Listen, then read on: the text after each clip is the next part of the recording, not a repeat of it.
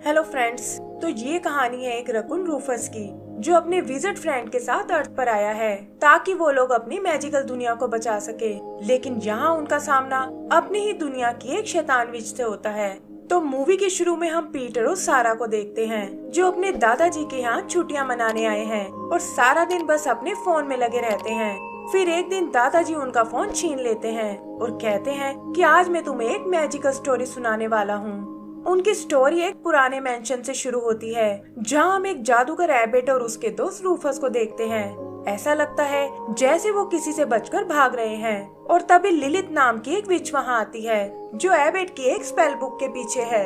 इस बुक में एक ऐसा स्पेल लिखा हुआ है जिससे वो अपनी दुनिया को हील कर सकते हैं, लेकिन लिलिथ इस बुक से खुद को और पावरफुल बनाना चाहती है।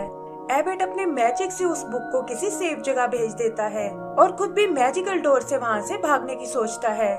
लिलिथ उसे रोकने की कोशिश करती है और इसी चक्कर में एबेट का मैजिकल एम्यूलेट वहीं गिर जाता है, लेकिन गायब होने से पहले वो लिलिथ के मैजिक को बाइंड कर देता है।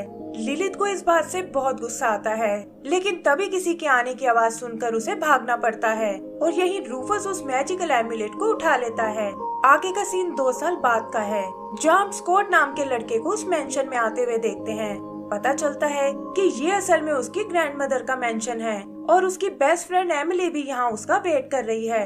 मेंशन में उनके अलावा कुछ नौकर भी हैं जिनका नाम है नॉर्मन, एडगर और लिलिथ। और लिलिथ असल में वही विच है जो आज भी उस एम्यूलेट और बुक को ढूंढ रही है और नॉर्मन और एडगर उसी के हायर किए हुए चोर हैं। स्कॉट और एमिली को भी ये लोग थोड़े अजीब लगते हैं और वो समझ जाते हैं कि हमें इनके मुंह नहीं लगना चाहिए। यही रूफस भी छुपकर उन सबको नोटिस कर रहा है और ऐसा लगता है जैसे वो इन बच्चों से कुछ बात करना चाहता है। उस रात सोते हुए उन्हें कुछ आवाजें सुनाई देती हैं और वो देखते हैं कि लिलिथ और वो नौकर इतनी रात को भी जाग रहे हैं। लिलिथ कहती है कि हम तो यहाँ कुछ बुक्स पढ़ने आए थे और उन्हें बातों में उलझाकर वहाँ से वापस भेज देती है। स्कॉट और एमिली को उन पर शक होने लगता है और तभी वहाँ एक ऐसा दरवाजा खुलता है जो काफी टाइम से बंद पड़ा हुआ था। अंदर आने पर उनका सामना रूफस से होता है और वो एक एलियन क्रीचर को वहाँ देखकर डर जाते हैं। रूफस भी पहले तो उनसे छुपने की कोशिश करता है, लेकिन फिर जल्दी ही उन लोगों के सामने आ जाता है।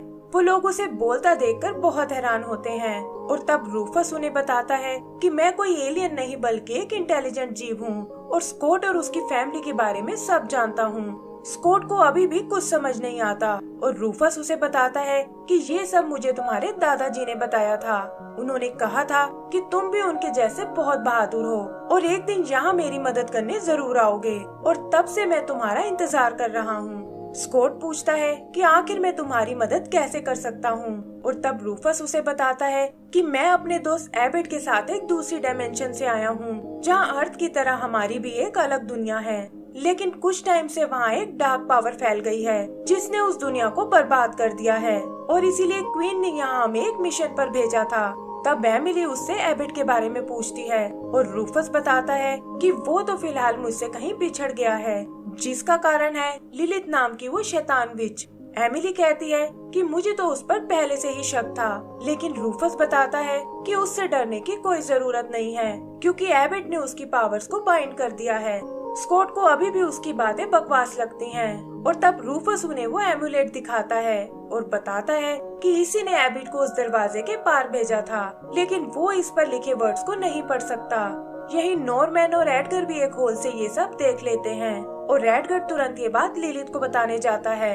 इधर एमिली के समझाने पर स्कॉट भी उसकी मदद करने को तैयार हो जाता है और वो देखते हैं कि एम्यूलेट पर लैटिन भाषा में कुछ लिखा है। थोड़ा स्ट्रगल करने के बाद फाइनली वो उसे यूज करना सीख जाते हैं और दरवाजा उन्हें एक जंगल में ले आता है। तभी लिलिथ और उसके लोग वहाँ आते हैं, लेकिन देखते हैं कि वो रूम तो एकदम खाली है और लिलिथ उन्हें किसी भी कीमत पर उन बच्चों को पकड़ने को कहती है। इधर वो तीनों आगे बढ़ते हुए एक रिवर के पास आते हैं और वहाँ अचानक एक मगरमच्छ रूफस को निकल जाता है। स्कॉट और एमिली बहुत डर जाते हैं और तभी कहीं से एबेट वहाँ आकर उस मगरमच्छ को भगा देता है और रूफस सही सलामत बाहर आ जाता है। रूफस एबेट से इनका इंट्रोडक्शन कराता है, लेकिन वो देखते हैं कि जंगल में रहने से एबेट की याददाश्त कमजोर हो गई है और वो अपने ज्यादातर स्पेल्स भी भूल चुका है। फिर वो उसे लेकर वापस मेंशन में आते हैं और रूफस उससे उस स्पेल बुक के बारे में पूछता है। एबेट को भी पुरानी बातें याद आने लगती हैं कि कैसे इस बुक में हजारों स्पेल्स कैद हैं और इन्हीं में से एक स्पेल है मैजिकल डस्ट का, जिससे वो अपनी दुनिया को फिर से ठीक कर सकते हैं। और उसे बनाने के लिए जो एलिमेंट्स चाहिए वही सब लेने वो अर्थ पर आए थे। रूफस उसे बुक की लोकेशन पूछता है और एबेट बताता है कि वो इस वक्त सिटी की नेशनल लाइब्रेरी में है। फिर स्कॉट उसे कुछ खाना लाकर देता है और वो सब लाइब्रेरी में जाने का प्लान बनाने लगते हैं। स्कॉट को लगता है कि लोग रूफस को देखकर डर जाएंगे और एमिली उसे छुपाने के लिए एक प्रैम में बिठा लेती है। फिर वो मैजिकल डोर से होते हुए उस लाइब्रेरी में आते हैं, लेकिन लाइब्रेरियन रूफस को देख लेती है और वो सब जल्दी से लाइब्रेरी के अंदर चले जाते हैं। वहाँ वो उस मैजिकल बुक को ढूंढने लगते हैं, लेकिन तभी वहाँ सिक्योरिटी आ जाती है और उनसे बचने के लिए वो एक टेबल पर बैठ जाते हैं। तभी एबेट की नजर उस बुक पर पड़ती है जो उनके ठीक सामने एक बॉक्स में रखी हुई है, लेकिन सिक्योरिटी के होते हुए वो वहाँ तक नहीं पहुँच सकते। तब एमिली सिक्योरिटी का ध्यान भटकाने जाती है और पीछे से एबेट और स्कॉट उस बुक को चुरा लेते हैं। इससे वहाँ एक अलार्म बजने लगता है, लेकिन वो लोग किसी तरह बचते हुए वापस मेंशन में आ जाते हैं। स्कॉट को लगता है कि अब शायद वो मैजिकल डस्ट बना सकते हैं, लेकिन एबेट बताता है कि ये बुक तो बस एक शुरुआत थी और अभी तो हमें कुछ एलिमेंट्स इकट्ठा करने होंगे। एमिली उससे उन एलिमेंट्स के बारे में पूछती है और एबेट बताता है कि हमें टोटल 4 एलिमेंट्स चाहिए। पहला है डायनासोर की हड्डी, दूसरा एक 1000 साल पुराने ओलिव पेड़ का टुकड़ा, तीसरा एक वोल्केनो से निकला हुआ पत्थर और आखिरी है रूफस की ब्लड की कुछ बूंदें। फिर वो दरवाजे के थ्रू पहले एलिमेंट के पास जाने लगते हैं, लेकिन अचानक लिलित वहाँ आकर एबेट को पकड़ लेती है और इस छीना झपटी में स्पेल बुक का आधा हिस्सा उसके पास आ जाता है। वो नॉर्मन और एडगर से उनका वही इंतजार करने को बोलती है और खुद अपनी मैजिकल पावर्स को रिवाइव करने चली जाती है।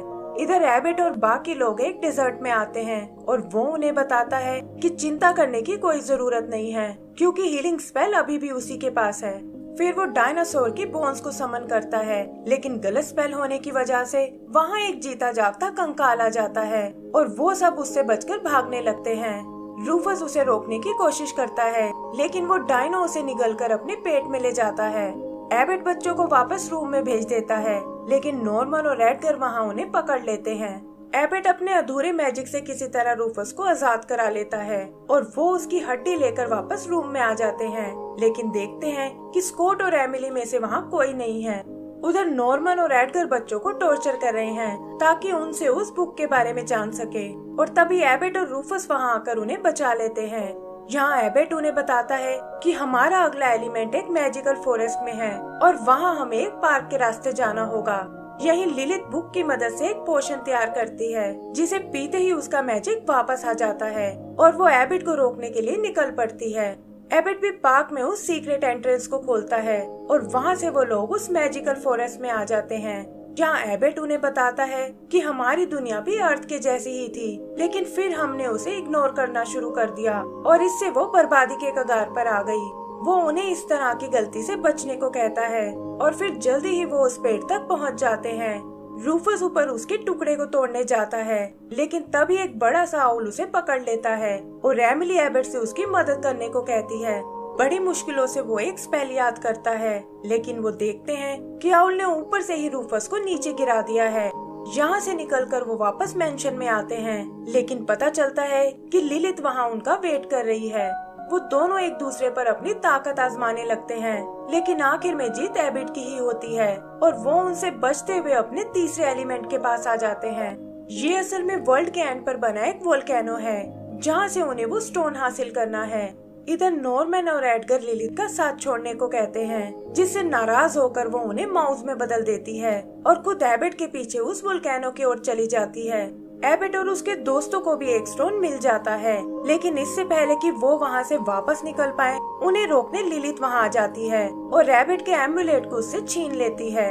फिर वो उसे बुक का वो आधा हिस्सा देने को कहती है, लेकिन एबेट ऐसा करने से मना कर देता है और वो लोग उससे लड़ने का फैसला करते हैं। एबेट एक एक करके उस पर कई अटैक करता है, लेकिन लिलित की पावर पहले से बहुत बढ़ चुकी थी और उस पर इनका कोई असर नहीं होता। फिर लिलित बुक में से एक स्पेल को पढ़ने लगती है और वो देखते हैं कि वोल्केनो से एक खतरनाक ड्रैगन निकल रहा है। रूफस उसे भी कोई स्पेल यूज करने को कहता है, लेकिन एबेट बताता है कि मेरे पास इसे रोकने का कोई तरीका नहीं है। इधर लिली ड्रैगन से उन पर आग छोड़ने को कहती है और रैबिट उन्हें बचाने के लिए अपने स्पेल का यूज करता है, लेकिन इसके साथ ही उसका शरीर भी कमजोर पड़ने लगता है। रूफस और वो बच्चे भी साइड में जाकर छुप जाते हैं और देखते हैं कि लिलिथ के हाथ बुक का वो दूसरा हिस्सा भी लग गया है, जिसे जोड़कर उसने पूरी बुक बना ली है। वो उस बुक और एमुलेट को पाकर बहुत खुश होती है, लेकिन तभी एबेट अपनी पावर से उस एमुलेट को दूर उछाल देता है और कहता है कि अब हम में से कोई वापस नहीं जा सकता। उधर रूफस हिम्मत करके उस ड्रैगन से लड़ने जाता है, लेकिन देखता है कि उसका चाकू ड्रैगन का कुछ नहीं बिगाड़ पाता और ड्रैगन उसे उछालकर नीचे पटक देता है। यहाँ उसे वो एमुलेट नजर आता है और ड्रैगन से बचते हुए वो वापस ऊपर चढ़ने लगता है। फिर वो एमुलेट की मदद से उस मैजिकल डोर को खोलता है और स्कॉट और एमिली वापस मैंशन में चले जाते हैं।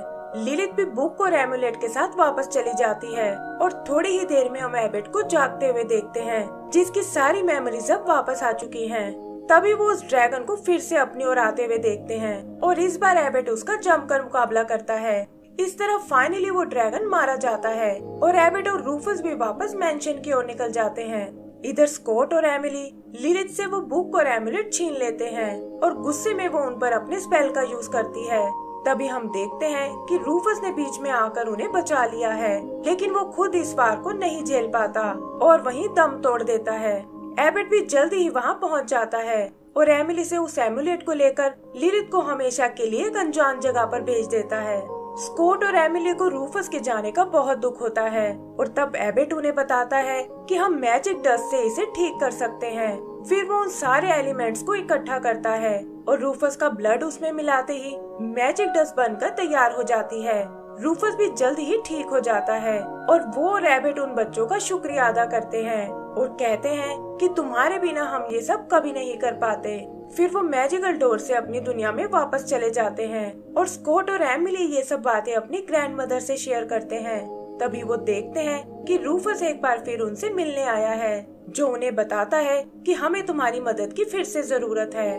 पीटर और सारा को भी ये स्टोरी बहुत पसंद आती है और उस पर दादाजी उन्हें बताते हैं कि अभी तो स्टोरी का सेकंड पार्ट भी बाकी है और इसी के साथ हमारी ये मूवी खत्म हो जाती है। तो दोस्तों, अगर आपको ये मूवी पसंद आई हो तो प्लीज हमें लाइक एंड सब्सक्राइब करना ना भूलें। Thank you.